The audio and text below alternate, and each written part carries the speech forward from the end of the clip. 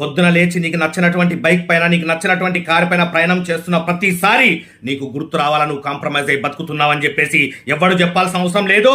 నీకు నచ్చినటువంటి అపార్ట్మెంట్ లో రెంట్ కి ఇంట్లో కిరాయికి ఉన్నప్పుడే నీకు అర్థమైపోవాలా నువ్వు కాంప్రమైజ్ అయి బతుకుతున్నట్టు నీకెవరు చెప్పాల్సిన అవసరం లేదు. పిల్లలు అడిగినవి కొనివలినటువంటి ప్రతి పూట నీకు అర్థమైపోవాలా నువ్వు కాంప్రమైజ్ అయి బతుకుతున్నావని నీకెవరు చెప్పాల్సిన అవసరం లేదు.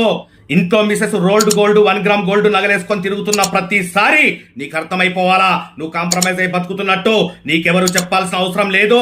ఫ్రీ బస్సుల్లో రద్దీ ట్రైన్లలో మన ఫ్యామిలీ ప్రయాణించిన ప్రతిసారి నీకు అర్థమైపోవాలా నువ్వు కాంప్రమైజ్ అయి బతుకుతున్నట్టు నీకెవరు చెప్పాల్సిన అవసరం లేదు. షాపింగ్ మాల్లో నీకు నచ్చినటువంటి బట్టలు కొనుక్కున్నటువంటి ప్రతిసారి నీకు అర్థమైపోవాలా నువ్వు కాంప్రమైజ్ అయి బతుకుతున్నట్టు నీకెవరు చెప్పాల్సిన అవసరం లేదు. వారానికి ఒక్కసారైనా సరే ఫ్యామిలీతో హోటల్ కి సినిమాకి వెళ్ళినటువంటి ప్రతి వారం నీకు గుర్తు రావాలా నువ్వు కాంప్రమైజ్ అయి బతుకుతున్నట్టు నీకెవరు చెప్పాల్సిన అవసరం లేదు. నెలకొకసారి హోటల్కి వెళ్ళినా నీకు నచ్చినటువంటి ఫుడ్ ఆర్డర్ ఇవ్వకుండా నీ పాకెట్ సపోర్ట్ చేసే ఫుడ్ ఆర్డర్ ఇచ్చిన ప్రతిసారి నీకు అర్థమైపోవాలా నువ్వు కాంప్రమైజ్ అయి బతుకుతున్నట్టు నీకెవరు చెప్పాల్సిన అవసరం లేదు. మన తాతల జనరేషన్ కాంప్రమైజ్ అయి బతికింది, మన నాన్న జనరేషన్ కాంప్రమైజ్ అయి బతికింది, మనము మన పిల్లల జనరేషన్స్ కూడా కాంప్రమైజ్ అయి బతకాలనా? ఇలా కాంప్రమైజ్ అయి బతకడానికే భూమి మీద పుట్టినామా?